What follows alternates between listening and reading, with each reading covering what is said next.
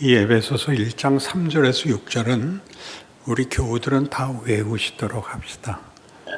이 3절에서 6절의 그 놀라움은 우리가 믿는 하나님은 어떤 하나님인가 하는 것을 아주 우리가 상상할 수 없는 스케일로 선언하고 있습니다. 우리가 믿는 하나님은 예수 그리스도의 아버지십니다. 그런데 예수를 왜 보냈었냐 하면 하늘에 속한 모든 신령한 복을 주시려고 그 아들을 보내신 아버지입니다. 그 일은 창세전에 그리스도 안에서 계획한 것입니다. 그러니까 일어난 일들을 가지고 조작을 하고 뭘 만든 것이 아니라 그분이 세상이 있기 전에 먼저 계획하신 일이고, 그리고 그 계획 속에는 중요한 목적이 우리 인간을 그 사랑하시는 자 안에서 거룩하고 흠이 없게 하며 자기의 자식을 만들려고 목적했던 것이랍니다.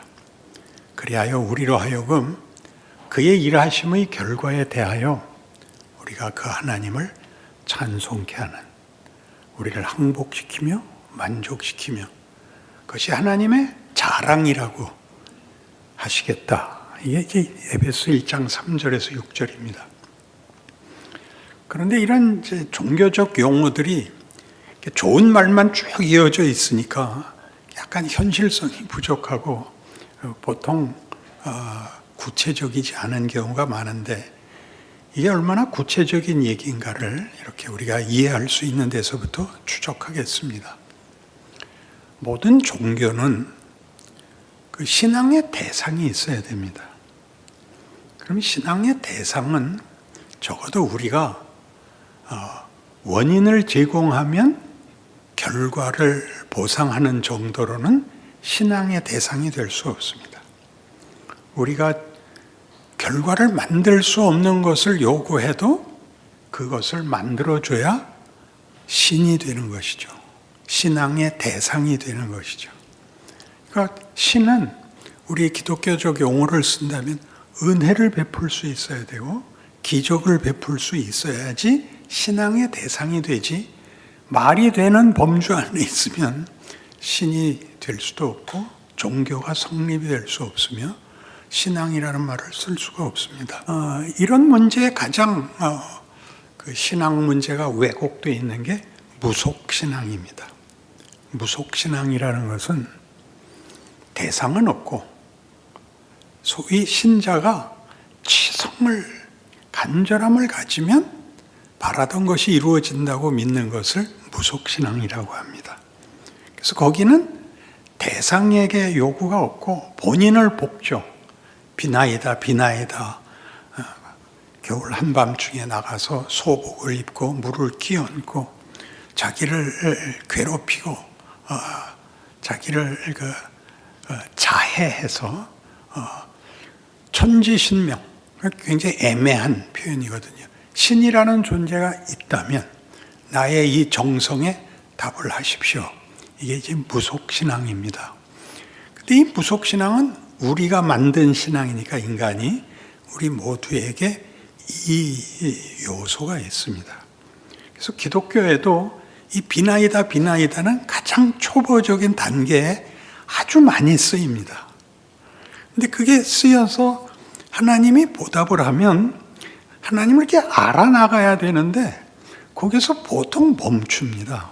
그래서 이제 급한 일이 생기면 이제 산기도를 간다든가, 급한 일이 생기면 안 하던 헌금을 갑자기 한다든가, 급한 일이 생기면 괜히 목사님께 와서 자꾸 손을 잡고 흔든다든가 하는 일들이 이제 발생하게 되는 것입니다. 여기에는 굉장히 종교에 대한 이해에 가장 왜곡된, 그리고 어떤 면에서는 가장 초보적인 내용이 들어있다는 걸 알고 있어야 됩니다. 그 다음에 문제가 되는 것은 우상입니다. 우상은 뭐냐면 자기가 원하는 것을 만들어내는, 즉 조작할 수 있는 신을 가지는 겁니다. 그러니까 그 신은 내가 만든 것이기 때문에 내가 조작할 수 있고 신이 그거보다 큰 걸 할 수는 없습니다. 그런데 자기가 만들어 놓고 큰 걸 해달라고 비는 이상한 모순을 본인이 가지고 있는 것이 우상입니다. 그 우상은 하나님도 우상이 되곤 하는데, 하나님 내가 할 만큼 했으니까 하나님도 할 만큼 해주셔야 됩니다. 그리고 하나님이시니까 더 해주셔야 됩니다. 이렇게 나는 하나를 냈지만 하나님은 하나님이시니까 만을 내십시오 하는 일들은 이렇게 쉬운, 자주 경험하는 신앙상의 잘못된 것들입니다. 그런 차원에서 오늘 우리가 이 본문을 이해하자면, 즉 종교가 성립이 되고 신앙이 성립이 되려면 그 경배의 대상인 신의 정체가 있어야 됩니다. 그 신은 어떤 신이냐, 그 다음에 그 신이 우리와 어떤 관계를 맺을 수 있느냐, 우리는 그 신에게 무엇을 기대할 수 있느냐, 이것이 종교의 성립 조건입니다. 그런데 보통 우리 기독교 신앙에서는 이런 식으로 따져 들어가지 않고 어느 날 갑자기 불 받아서 예수를 만나고 믿게 됐거든요. 그래서 우리 에베소서를 시작하는 뭐였죠? 우리 지금 다루는 것이 신약 성경 다시 보기지 않습니까? 그러니까 성경의 표현들이 도대체 어떤 논리를 갖고 있느냐를 보는 거죠. 하나님이 이를 어떻게 하시느냐를 찾아 들어가는 것입니다. 그런 차원에서 우리가 믿는 하나님은 자신을 예수 그리스도의 아버지라고 표현을 합니다. 그러니까 예수 그리스도는 육신을 입고 이 땅에 오셔서 인생을 사신 분이기 때문에 우리가 그분의 인생을, 그분의 사역을 구체적으로 알고 있습니다. 역사지요. 거기서부터 그의 아버지, 그를 보내신 아버지를 이제 역추적해 올라갈 수 있다고 성경은 얘기하는 것입니다.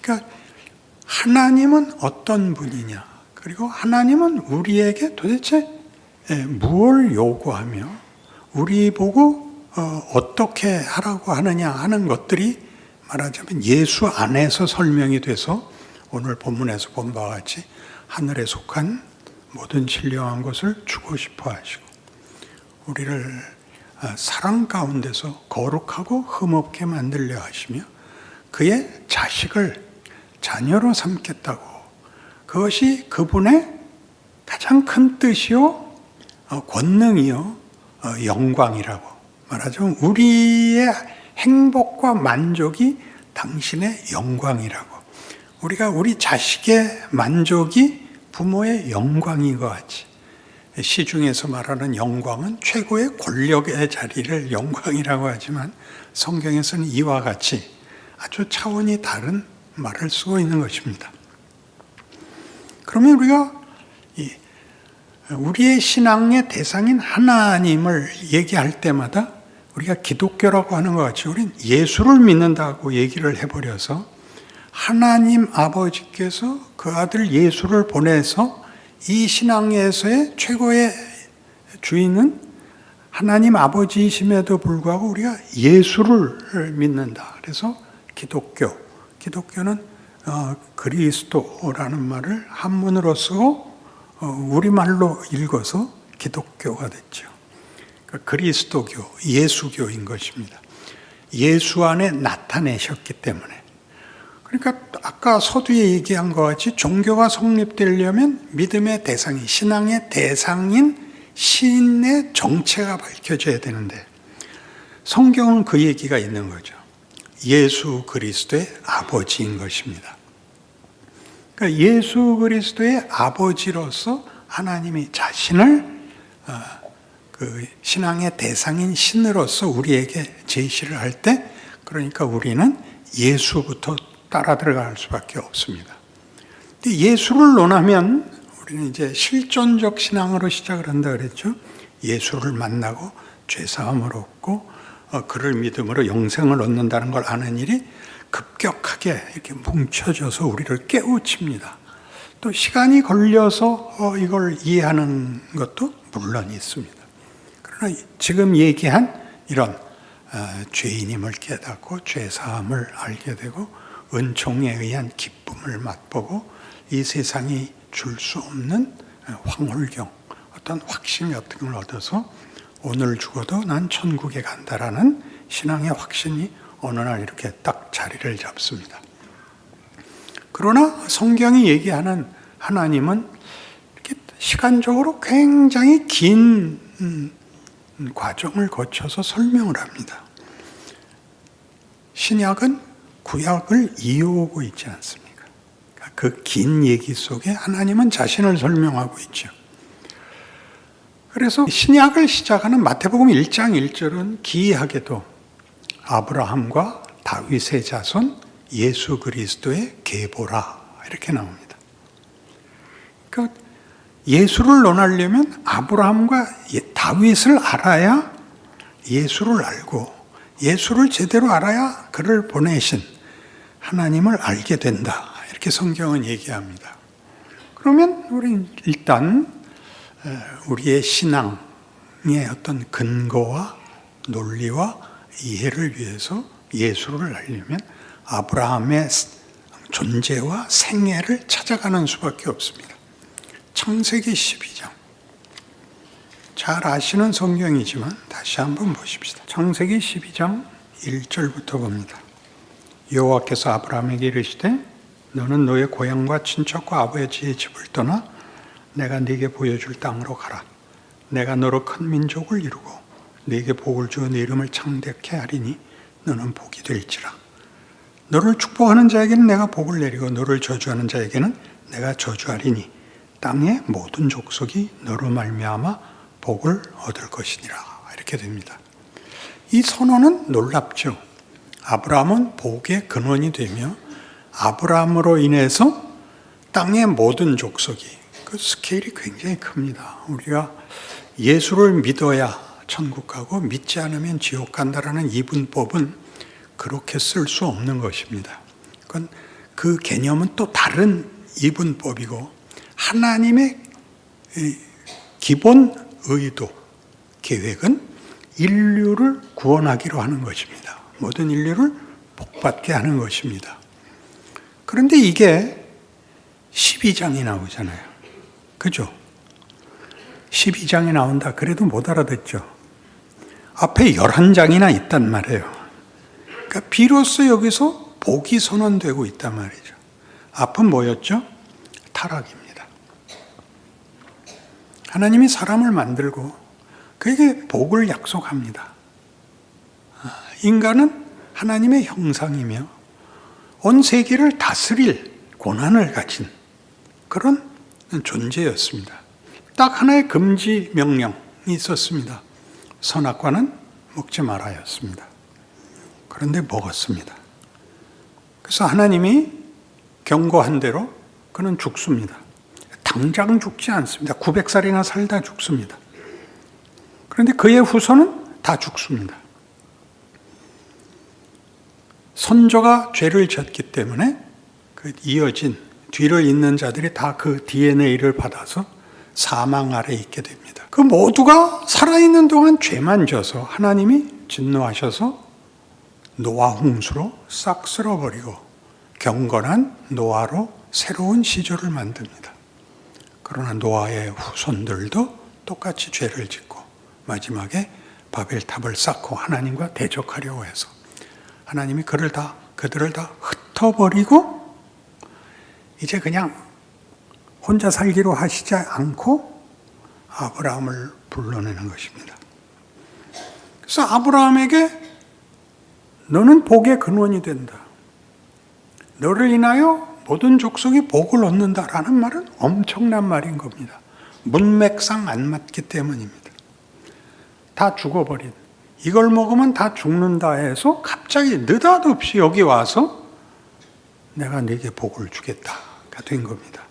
하나님은 그렇게 하실 수 있습니다. 하나님의 변덕은 늘 좋게 하려고 하는 변덕입니다.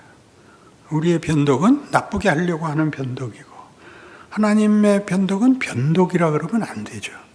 근데 우리 인간 세상에서는 좋은 단어 자체가 없습니다.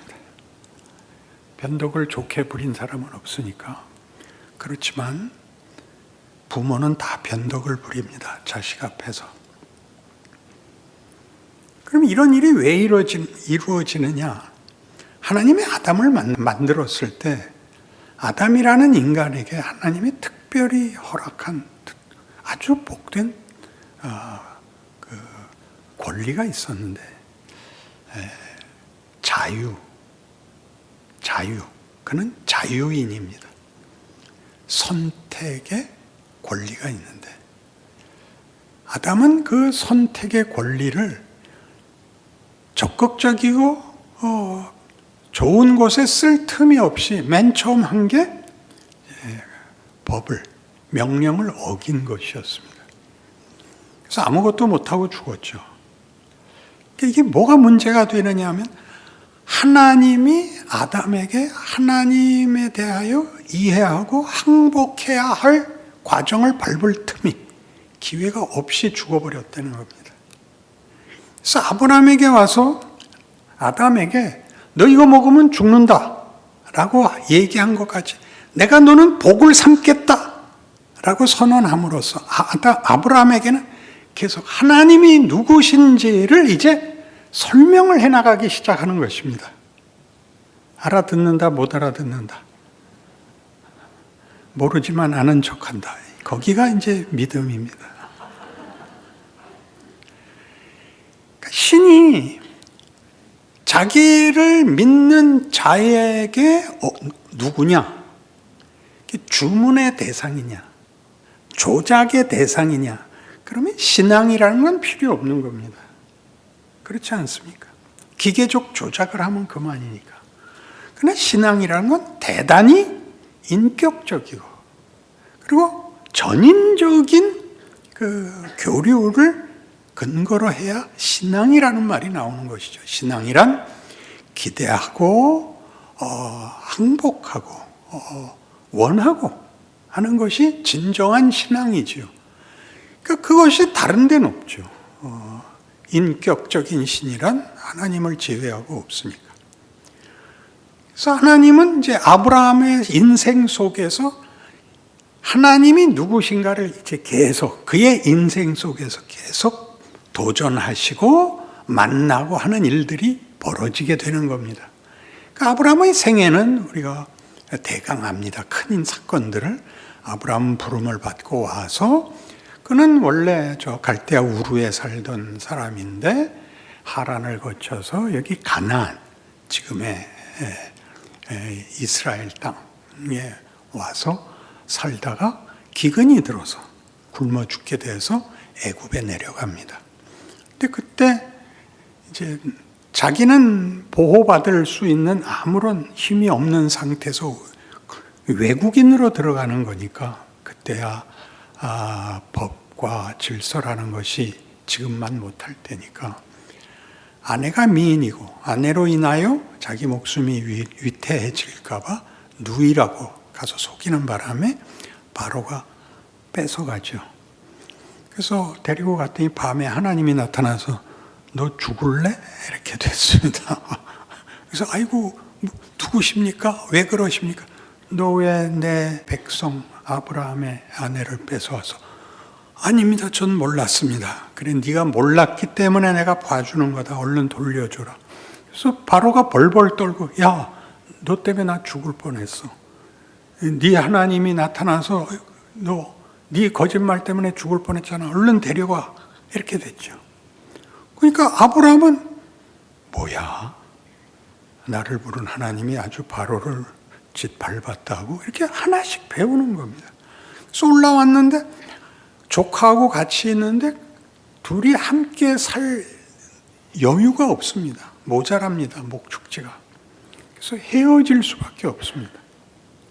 헤어졌는데 가나안 땅에 전쟁이 일어나고 그 전쟁통에 조카가 잡혀갑니다. 찾으러 가죠.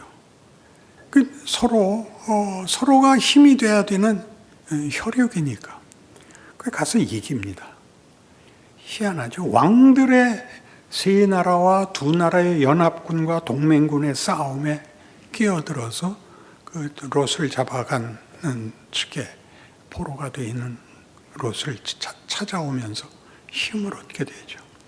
그래서 15장에 하나님이 등장할 때는 이렇게 등장합니다. 아브라함아 두려워 말라. 나는 너의 큰 상급이요 방패니라. 두려워 말라. 나는 너의 큰 그 방패라. 이렇게 등장하는 이유가 아브라함이 매우 떨고 있었던 것입니다. 그렇지 않습니까? 자기는 자기 종들, 자기 목축업을 하는데 필요한 일꾼들만 있지 군사력을 갖고 있지 않았거든요. 그 다음에 하나님이 아브라함에게 무슨 약속을 하냐면 아브라함이 나는 후사가 없습니다. 나에게서 길리온 이 아이를 후사로 삼겠습니다. 아니다, 내가 네게 아들을 주겠다. 하나님 농담하지 마십시오. 이렇게 되죠. 그래? 너 웃었다. 너 낳거든 웃었다라고 이름을 줘라. 그게 이삭입니다. 99살 때 약속을 받고 100살에 이삭을 낳죠. 그러니 얼마나 놀랐겠습니까? 애를 낳을 수 없는 부부가 애를 낳게 됐고 예언한 대로 너 웃었으니 이름을 웃음이라고 줘라. 그 웃음은 사실은 믿지 않은 비웃음이었는데 기쁨이 되었죠. 놀랍습니다. 그 다음에 22장에 가서 그 애를 잡으라는 거 아닙니까? 아브라함은 왜 잡았을까요? 아브라함은 그때쯤은 하나님을 어지간히 알기도 했고 하나님 외에 다른 선택의 여지가 없었습니다. 그래서 가서 아들을 잡습니다. 천사가 와서 말리죠. 그리고 하나님이 놀라운 약속을 합니다. 내가 나를 두고 맹세하노니 내가 네게 약속한 것을 다 이루겠다. 내가 너로 복을 삼겠다. 근데 내용은 같은 겁니다. 12장과 거기서 했던 내가 네게 복을 주어 네 이름을 창대케 하리니 너는 복의 근원이 될지라. 너를 축복하는 자에게는 내가 복을 내리고 너를 저주하는 자에게는 내가 저주하리니 땅의 모든 족속이 너를 인하여 복을 얻을 것이니라를 22장에 와서 새삼스럽게 내가 나를 두고 맹세하노니. 그러니까 이 맹세는 우리가 잘못 읽으면 이렇게 이삭을 바치자 하나님이 이렇게 맹세를 했다가 아니라 그래 이거야. 내가 나를 모르던 데서부터 네 인생에 개입하여 여기까지 오게 할 하나님이야. 나는 하나님이 되기 위해서 너희 생애에 개입하여 이 항복의 자리까지 데려오려는 하나님이야. 잊지 마라. 그렇게 선포하는 것입니다. 하나님을 납득시키십니다. 무조건 겁줘서 하는 게 아니라. 그래서 뜻밖의 우리가 우리의 인생을 보면 예수를 믿고 열심히 있는데 하나님이 대꾸가 없으신 것이 우리가 겪는 현실입니다. 그 감격, 그 놀라움. 그래서 여러분이 가지는 헌신에 대하여 하나님이 답을 안 하시고 듣지도 않으십니다. 그래서 어떻게 해야 될지 모르게 됩니다. 이 신앙을 버릴 수도 없고 현실을 살아낼 힘도 없고 이게 뭐야 라는 시간이 하나님을 납득할 시간을 줍니다.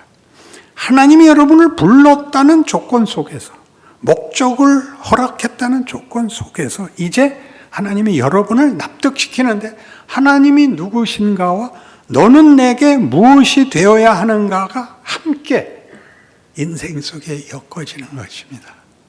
여기를 못 견뎌내는 겁니다. 내가 더 각오를 하면 그럼 하나님이 더 편하게 더 쉽게 만들어줄 것이라고 기대하는 것은 천만의 말씀입니다. 그래서 믿음이라는 말이, 예수를 믿는다는 믿음이라는 말이 우리에게는 자꾸 조건으로 쓰이는데 로마서 3장 23절 모든 사람이 죄를 범하였으며 하나님의 영광에 이르지 못하더니 그리스도 예수 안에 있는 성령으로 말미암아 하나님의 은혜로 값없이 의롭다함을 얻은 자 되었느니라. 이 예수를 하나님이 그의 피로써 믿음으로 말미암는 화목제물로 세우셨으니 이는 하나님께서 길이 참으시는 중에 전에 지은 죄를 간과하심으로 자기의 의로우심을 나타내려 하심니 곧 이때 자기의 의로우심을 나타내사 자기도 의로우시며 또한 예수 믿는 자를 의롭다 하려 하심이라. 예수 그리스도의 피로 하나님의 의와 우리의 의를 만들겠다고 했습니다. 근데 거기 뭐가 나오냐면 21절 이제는 율법에 하나님의 한 의가 나타나서 율법과 선지자들의 증거를 받은 것이라. 곧 예수 그리스도를 믿음으로 말미암아 모든 믿는 자에게 미치는 하나님의 의니라고 되어 있습니다. 예수를 믿으면이라는 이 구절을 우리가 입에 달고 사는데 예수를 믿는다는 말이 뭐냐? 믿으면이라는 조건이 아니라 믿음이 아니라 예수인 것입니다. 그러니까 예수가 화목제물로 이미 화목제물로 십자가에 죽으십니다. 이미. 근데 그 다음에 믿으면 예수님이 죽고 안 믿으면 안 죽고가 되는 건 말이 안 되죠. 순서상. 그러니까 믿음이라는 말이 동원된 것은 예수가 죽은 것이 무엇인지를 가르치는 것입니다. 내가 누군지를 배우는 것입니다. 믿음이라는 단어는. 그래서 27절 그런즉 자랑할 데가 어디냐 있을 수가 없느니라. 무슨 법으로냐 행위로냐 아니라 오직 믿음의 법이로니라. 그러니까 행위라는 말, 율법이라는 말은 조건을 제시해야 결과를 받는 법칙이고 자랑이란 내가 그 결과의 조건을 갖고 있어야 자랑이 성립되는데 이건 아니란 말이죠. 이건 은혜란 내가 할 수 없는 것을 받은 걸 은혜라 그러듯이 지금 바로 은혜라고 써야 할 자리를 믿음의 법이니라라고 쓰거든요. 그럼 왜 은혜라고 안 하고 믿음이라고 쓰느냐? 오늘 얘기한 것 같이 하나님이 우리에게 은혜를 베푸시는 것은 하나님이 누구냐를 알게 하시는 것이며 우리가 무엇이 되어야 하는지를 알게 하여 우리를 하나님의 영광을 찬송하게 하는 자리로 끌고 가는 하나님의 의지, 개입, 하나님의 일하심이라고 얘기를 하는 것입니다. 그러니까 믿음이 좋다 그러면 현실을 열심히 살아야 되는 겁니다. 현실은 하루마다 이 세상 폭력밖에 없는 세상의 도전 속에서 영광, 명예, 생명 이런 것들을 가진 자로서 부딪혀야 되는 배움의 현장인 것입니다. 우리 이번 월드컵에서 손흥민이 한 아주 유명한 얘기죠. 꺾이지 않는 마음, 포기하지 않는다. 나를 죽일 수 없는 것은 나를 키운다. 어디서 크느냐? 넘어지는 데서 큰다. 이게 성경이 하고 싶은 이야기인 것입니다. 예수를 믿는다. 예수까지 보낸 하나님. 예수를 보내서 우리에게 뭘 하려고 그러시는가를 증명하신 예수님. 이렇게 되는 것이죠. 찬송하리로다.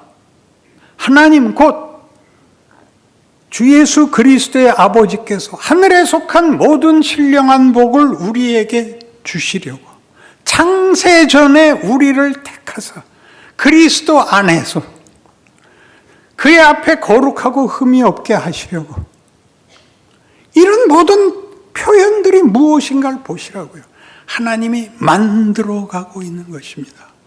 진정한 인간을 하나님의 형상, 하나님의 사랑과 믿음의 교제에 부름받는 찬송과 명예와 자랑의 자리로 가는 이것을 성경이 우리에게 구원이라 그러고